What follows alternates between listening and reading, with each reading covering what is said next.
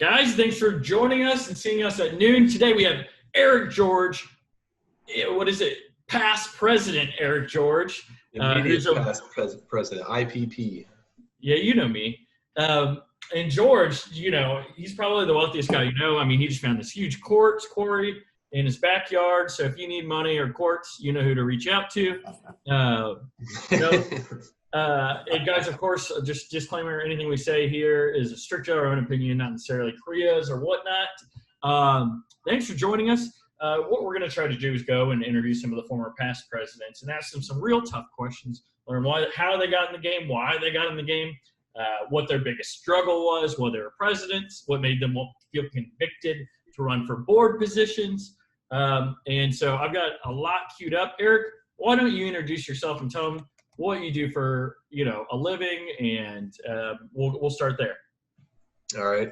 So for those who don't know me, my name is Eric George. I'm the immediate past president of KREIA, which Chris McCarty likes to refer to me as IPP. And I've been a KREIA member for about 12 years. Lived in Louisville for about 12 years. I moved down to Louisville in 2008, and immediately joined KREIA. Found a bunch of friends in KREIA, lots of networking resources and stuff like that.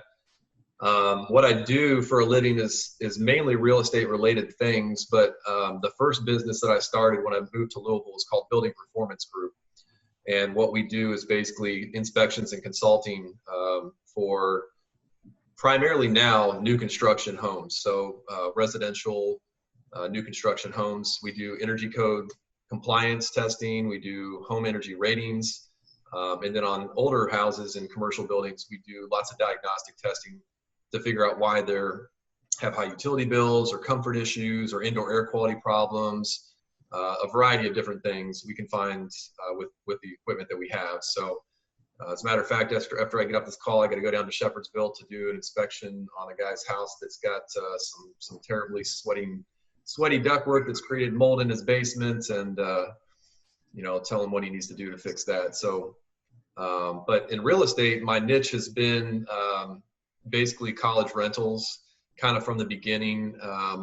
With building performance, in the beginning, it ate up a lot of my time, and I didn't have a whole lot of time to do active investing. So I basically started off by buying rental properties, and I decided to kind of start, I wanted to at some point get into college rentals. I didn't exactly start with it, but what was the draw for college rentals for you?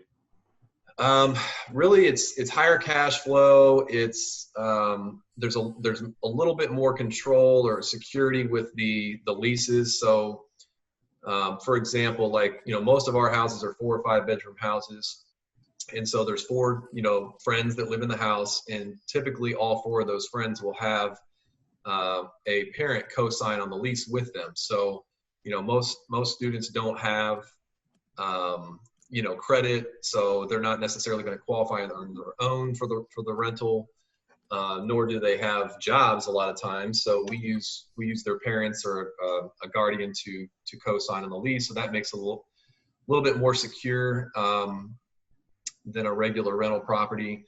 The downside of it has been basically, there's more turnover typically than you'll get in a regular rental. Usually people will stay 1 or 2 years, and then sometimes 3, but we hardly ever get people that stay longer than 2 or 3 years in one place. My wife's texting me that I probably need to get out of this office before my kids get home, so I might be walking with the laptop out to the front porch here in a second. That's okay. So we have 3 young kids. If you didn't know, they're almost 4, 6, and 8. So that working from home makes it a little bit more challenging. Yeah, Eric, I'm sure everyone else needs to do this too, but I definitely need to get an appointment with Eric. I have this weird goal where I was just trying to get all my utilities under $100. And last month I did $100.30. So nice. If I bring Eric in, guys, he might be able to find some of these small inefficiencies and get that 30 cents back to meet my achievable, really silly goals. But I just thought you got to challenge yourself all the time. So speaking of challenges, what have been some of your problems with student rentals? I mean, you mentioned the turnover. So, I mean, how much are you having to put in between years when people swap out? Are you collecting a month up front, a month up back? Are you doing a higher security deposit? How are you operating with them? So our security deposit typically is still 1 month's rent. We don't ask for, first and last. It's just first before you move in, like a regular rental property. But, I guess the main issues that we've seen with this niche is really, you got to do more education up front with the renters than you normally do, mainly because they're college kids and they Idiots. some of them care, some of them don't. But we really like to involve their parents during the move-in inspection and the walkthrough so that they understand what's going on and what's expected of them. So it's really just kind of telling them the rules and what's going to happen if they damage the house, which, it does happen. But we do a decent job on the front end, and we've gotten a lot better at it over the years of kind of weeding out the bad apples before they get in.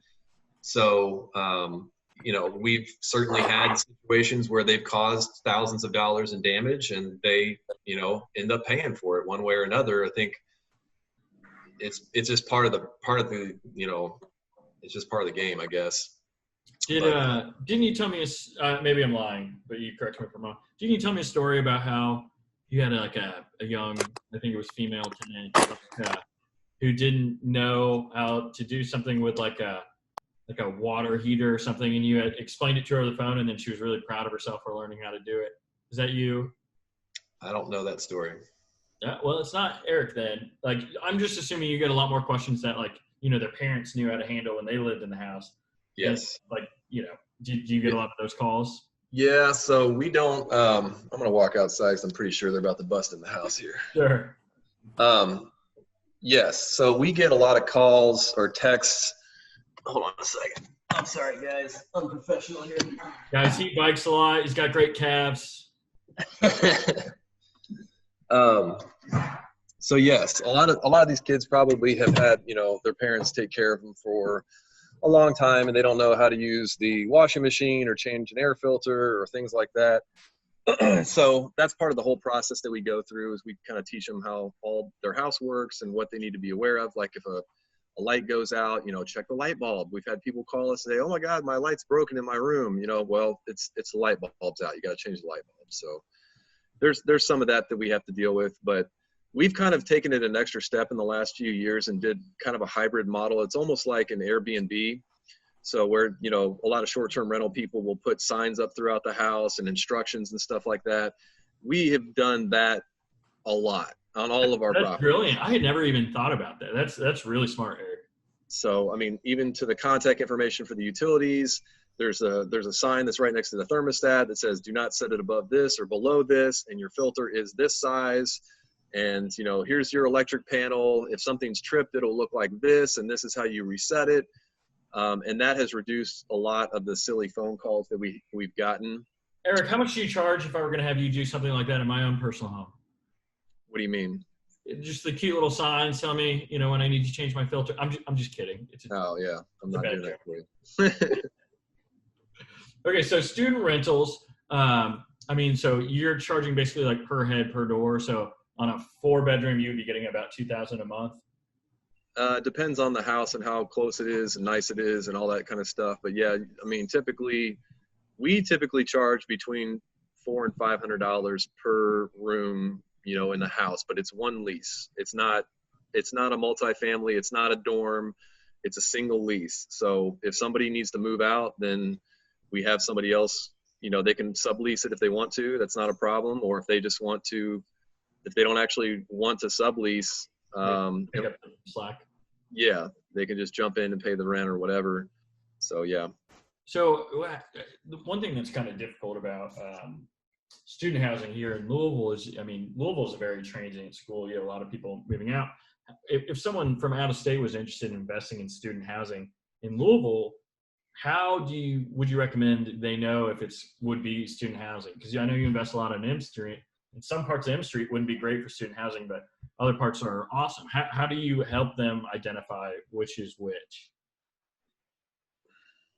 Well, because University of Louisville is in Bellarmine, for that matter, is in the middle of the city, you really need to know the streets and the neighborhoods to be comfortable having a group of kids in those houses. Like, I know some people who have quote unquote student rentals that are on other parts of M Street that are less favorable, let's say, and they've had a lot of issues over there. And me personally, I just know kind of where my safety areas are, where I feel comfortable investing in. And it's not to say that you can't, make it into a good investment if it's somewhere else outside of my areas, but these are just the kind of areas that I really like to invest in. So the closer to campus, the better. Away from liquor stores and a lot of commercial traffic and stuff like that. And not necessarily like when you're on campus. I mean, there's a lot of places where there's commercial units on the first floor and then there's apartments above it. But once you kind of get out into the neighborhoods where they've got, Jerry's liquor store over here, and then there's like the Lord's Kitchens over here, and just some of these different businesses just attract the wrong type of people. I guess I shouldn't say the wrong type of people, but they may attract unwanted attention and unwanted things to come to that area. And we've had issues with,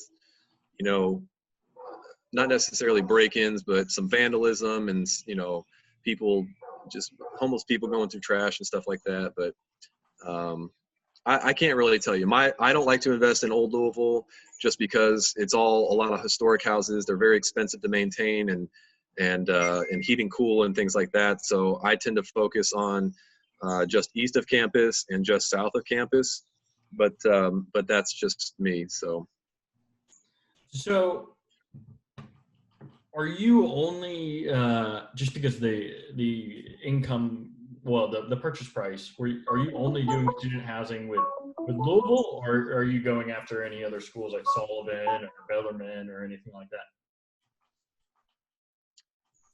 I am currently not going to any other schools right now. We kind of got our portfolio of student houses at a good place, and I'm not really looking to expand it right now. Mm-hmm. We're kind of on a debt for the last couple of years. So I think, around Sullivan or Bellarmine, those are good areas too. And there's probably a lot of different colleges, small colleges, universities around Kentucky, Southern Indiana, and across the country for that matter, where the price of the housing versus the rent that you can get will make a lot of sense.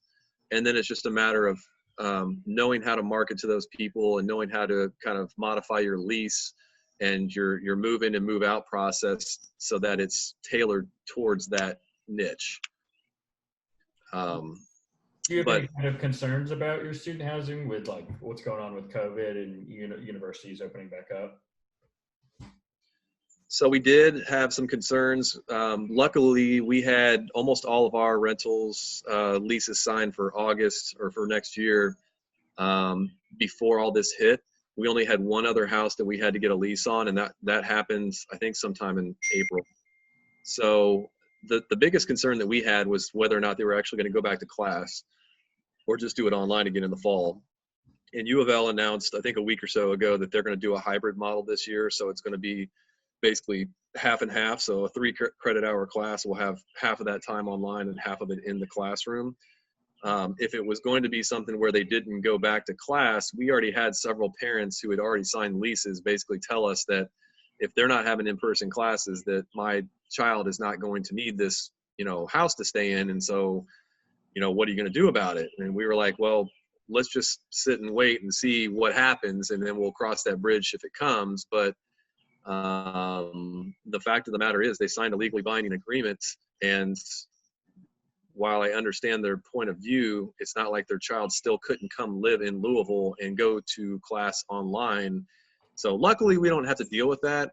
They are going back to class, and UK announced that they're going back to class. So I'm just praying that the COVID thing is behind us before, they even have to go back to class. So it's less of a discussion. But they also announced that they're going to not go back to, they're not going to go back to class after the Thanksgiving break. So after Thanksgiving, they're basically just going to stay home, which would have only been about a week anyway.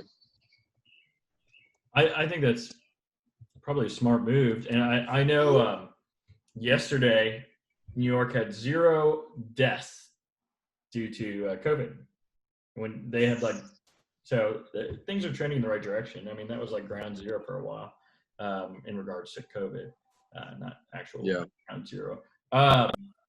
So everything in your life seems to be going great. You just found all this courts. You've got student housing. You just kind of picked up a new business venture. Why don't you tell people about that and like some of the hurdles and what drew you to self-storage? So you broke up for a second. I heard something about courts, and then what drew you to self-storage? Was that the basic? You're a very wealthy man discovering all the courts in your backyard, and you have student housing, and that's going great. And of course, your heating or your energy efficiency business. If you had basketball going okay, I mean, your life would just be golden. But you just added self-storage. What was the draw?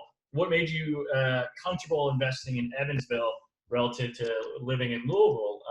What have you discovered have been hurdles that you've had to deal with in that regard and whatnot? Yeah, so we really wanted to kind of pivot and focus on things that required less of our time for management and still provided good cash flow. And I've been looking at storage for the last 4 or 5 years. I've gone to a couple different training classes, and I've studied a lot about it.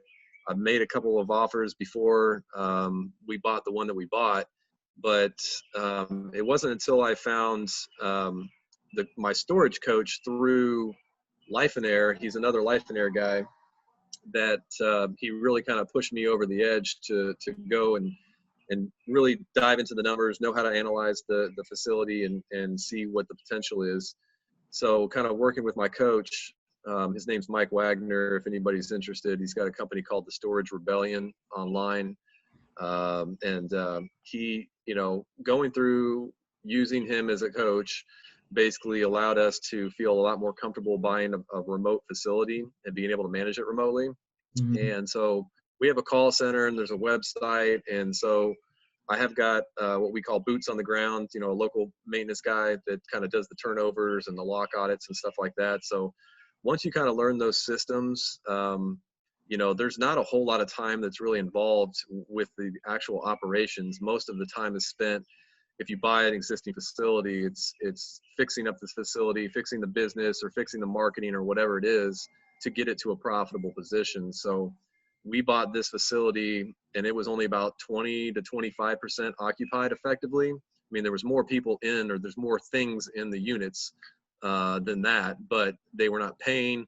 So it took a good, 5-6 months to kind of get all the trash out of there, literally. I mean, some of the units were just full of junk, and start over, fix the marketing and put a security fence up and an automated gate system. You didn't discover anything cool like storage wars? I discovered some things that I would not describe as cool, but they were interesting, and I cannot share any of those pictures with you because they're rather graphic, but there's nothing that I found in those storage units that I wanted to keep. Let's put it that way. Sure. Gosh. So you had issues. Anyway, I'll just say this real quick. So we started at like 25% occupied, and as of today, we're at 77% occupied. So what number do you have to be on cash flow? We're already cash flowing, but I mean, somewhere around, I think probably it was like 50 to 60% was kind of our break even. And that'll actually go down a little bit because I bought my partner out recently and lowered some of our monthly expenses. So we're looking for another one. I'm always looking for a good deal. I'd like to find one in Kentucky, somewhere close to us, or Southern Indiana, a little bit closer. But I'm really kind of looking in a 4 to 6 hour radius around Louisville. Aren't you just so sick of having unclogged toilets, Eric?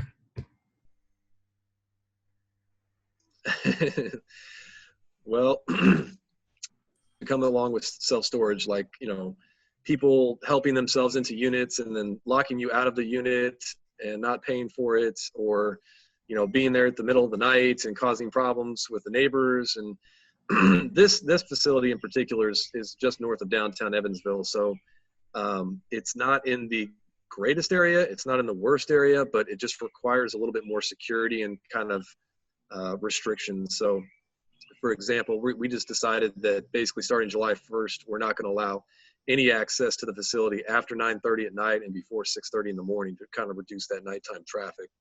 But, well, I mean, it's interesting. And guys, I mean, what is it?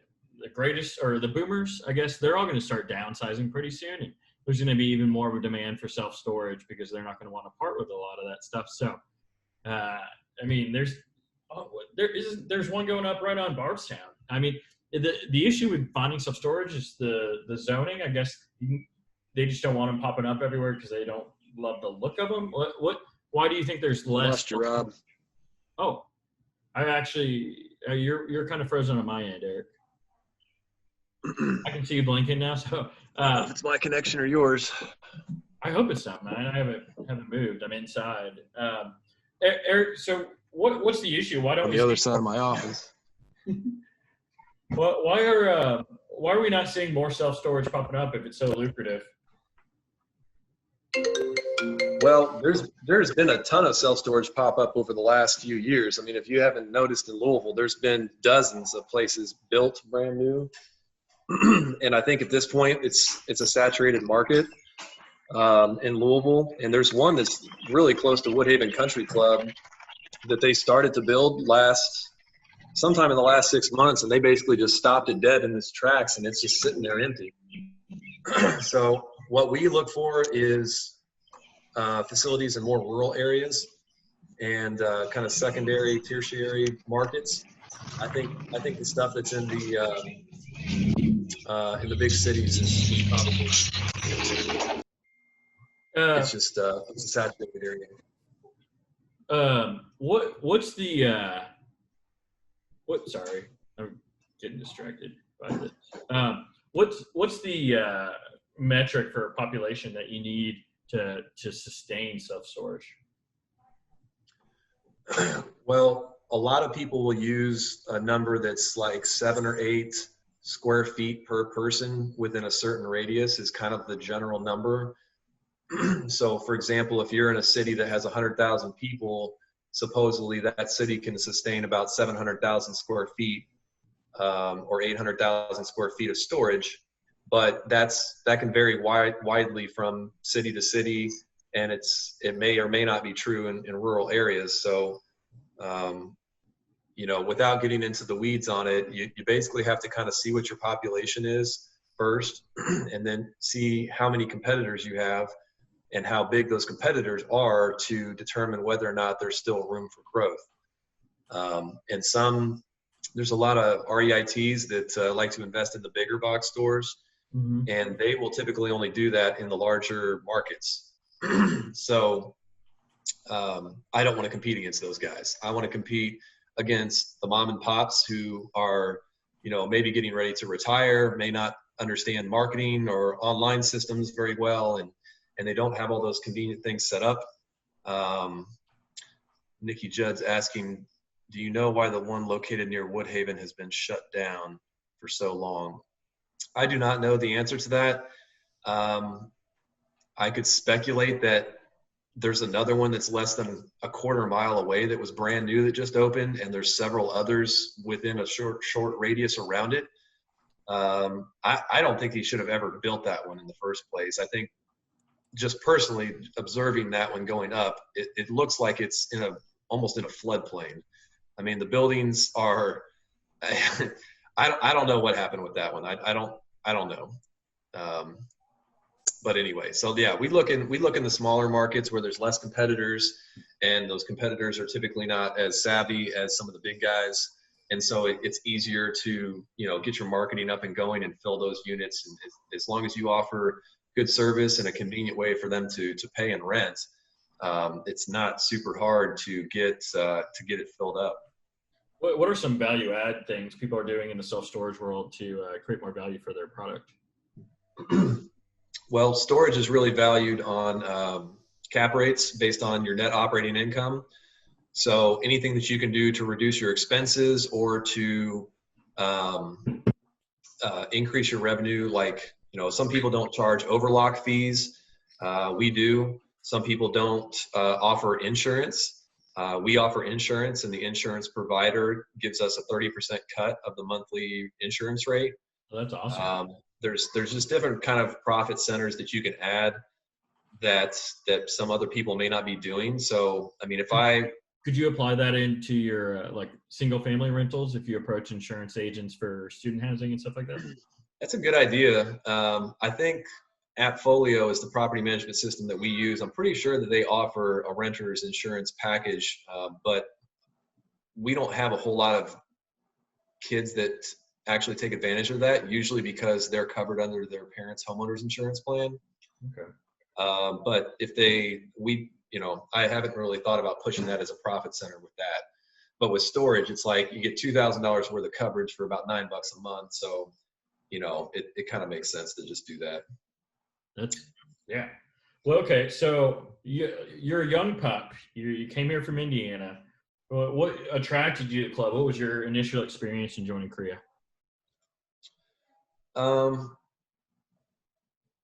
I've always been interested in real estate since I was a kid. My parents had a few rental properties in Indianapolis, and I can remember as a kid, helping them do some painting and, remodeling work and stuff like that. And I thought, kind of as I got older, I really liked the idea of being able to, buy something where I get some cash flow every month and somebody else is basically paying for that asset. And then when I went to college, I saw what I was getting charged for rent, and I was like, this is crazy. Like, and they get it. And there was a whole lot higher, rents. Like when I was in college, I mean, it might've been, $300 per person for the unit, but there was people paying, $600, $700, $800 per person for luxury stuff. Mm-hmm. So I was like, this is, really something.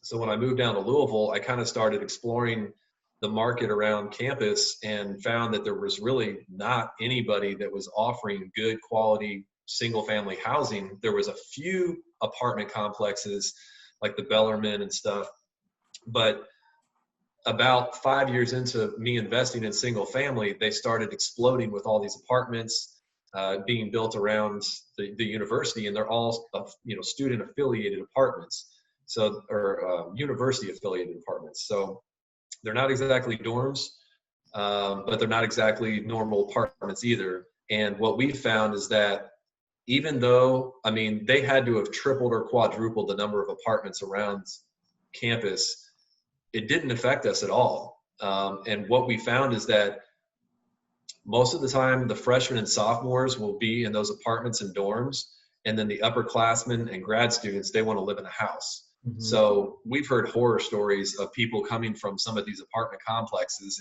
and just getting, run through the coals on fees and, just poor management and poor quality living and stuff like that. So, we try to offer good quality housing and be responsive to people's needs and, just offer a better product and service.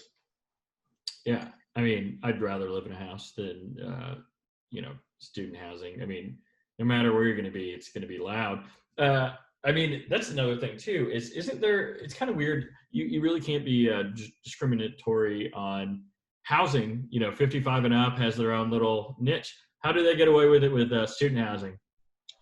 So that's an interesting question. So like the ones that are these university affiliated apartments, they have some kind of written legal agreement with the college that allows them to promote themselves as university housing, whereas I can't do that. So what we do is we basically market them in a way that says, close to campus, large rooms, blah, blah, blah. You cannot legally say, perfect for students or college rental or whatever, even though I see a lot of other people doing it and even putting yard signs in their front yard, but you're leaving yourself open to some, potential legal ramifications if anybody wants to complain about it. Because, and the one other thing that kind of separates us is because our rents are a lot higher, typically 50% higher than market rent, sometimes higher than that, it already kind of eliminates a lot of potential renters from even inquiring with us.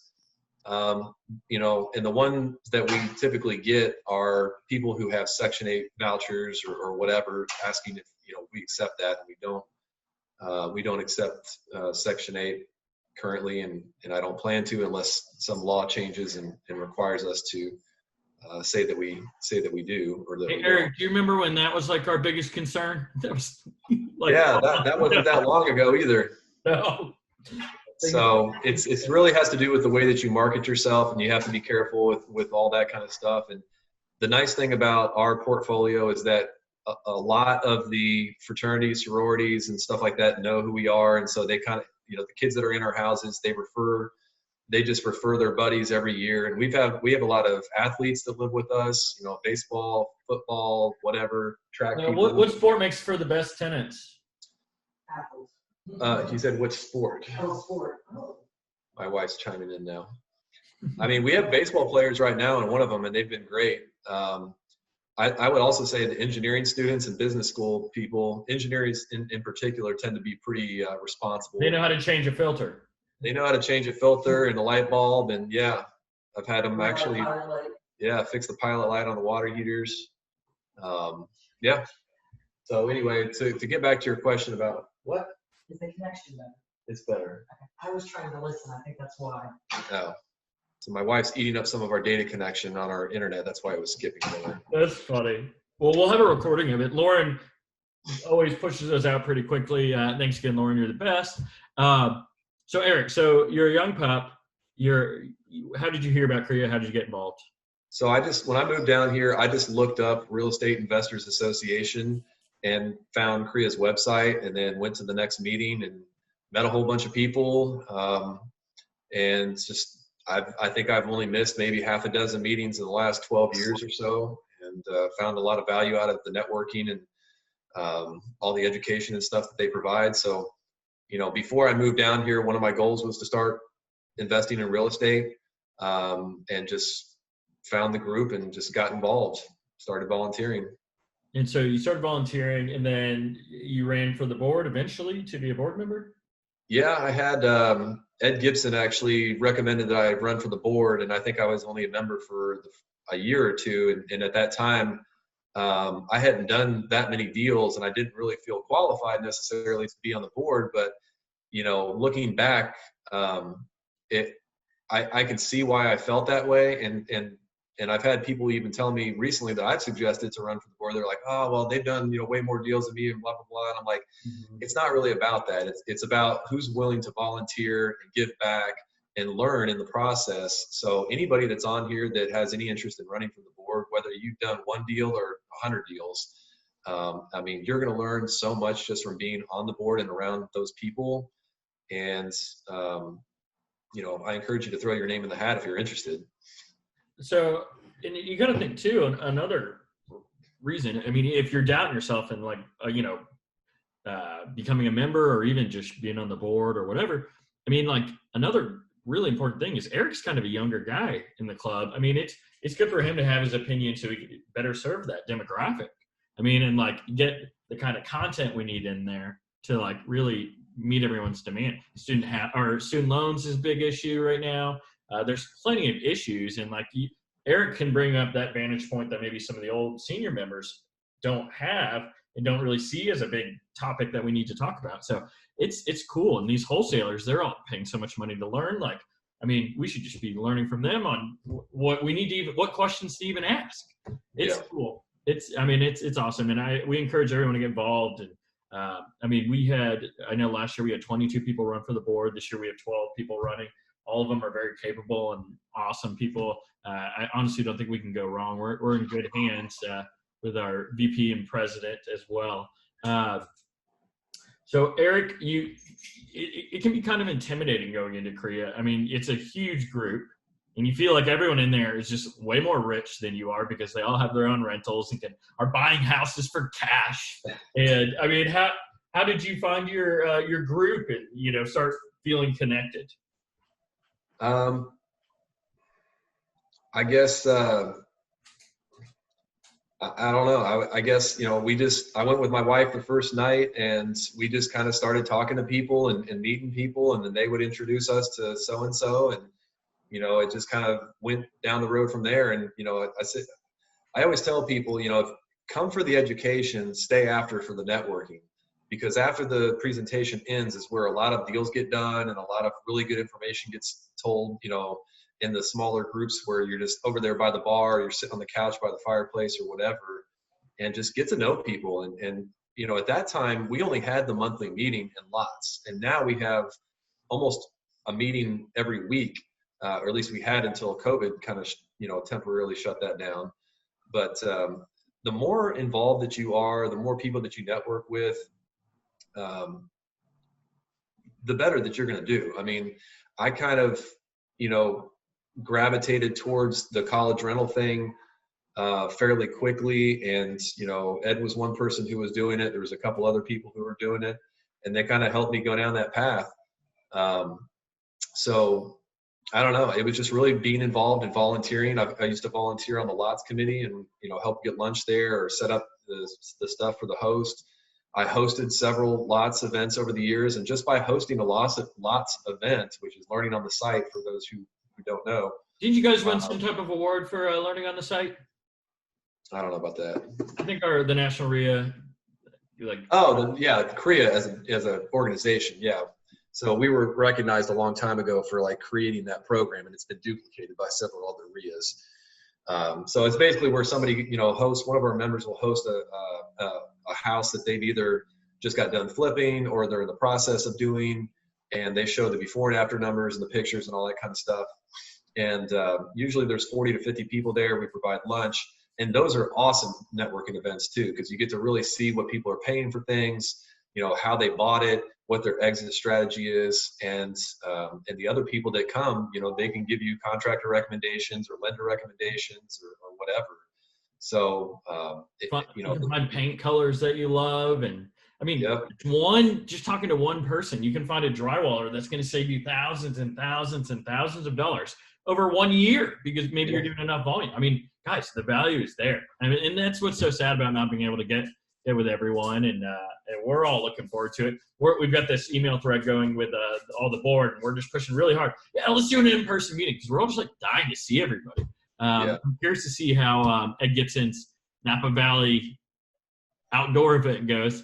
I think that's coming up, right? Tuesday.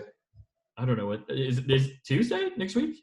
I think it's Tuesday, isn't it? Tuesday or Wednesday next week? Yeah, I guess first Tuesday of the month. I don't what it. I'm bad at math calendars. No, but okay. So get involved. Don't be afraid to introduce yourself. Everybody likes talking about themselves. So if you're asking questions like, well, how did you start flipping? Like, who did you learn from? You're going to just find yourself really in the thick of things.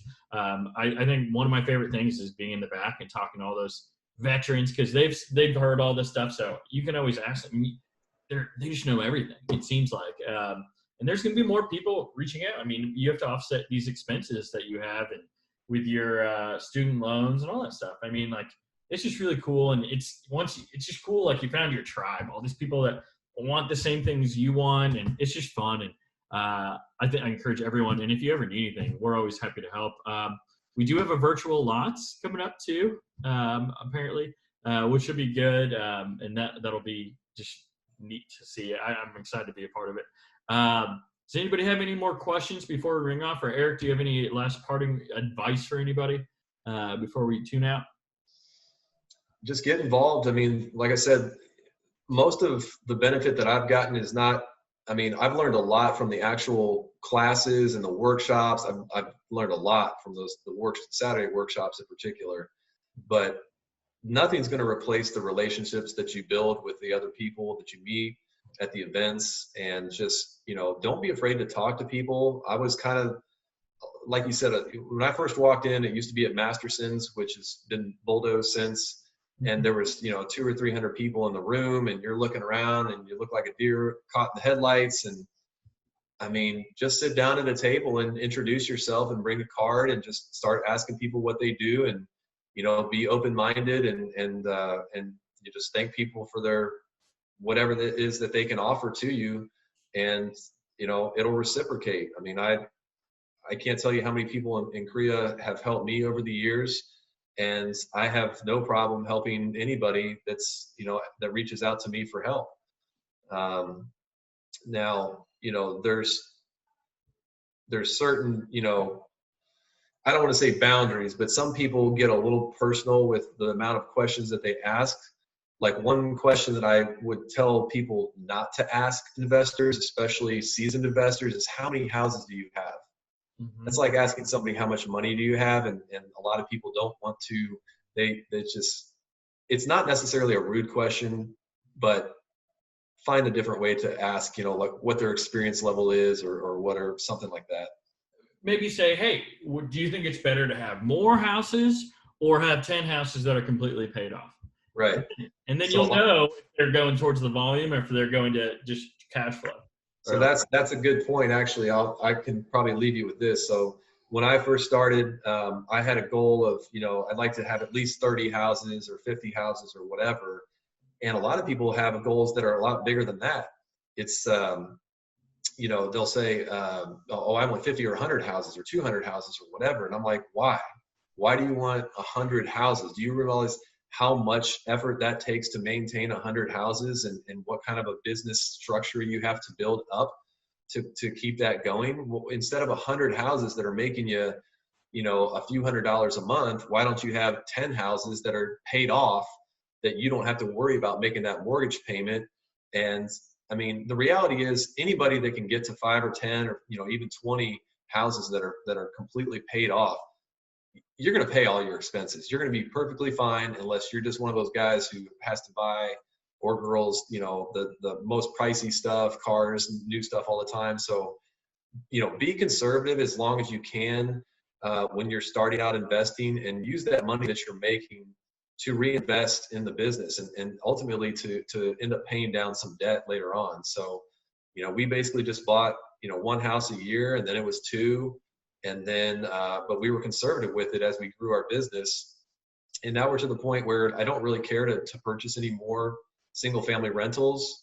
We're pretty much just focused on paying those off. And it's not like I won't, if it's a great deal and it fits my portfolio in a location that I like, but I'm not actively necessarily looking for them.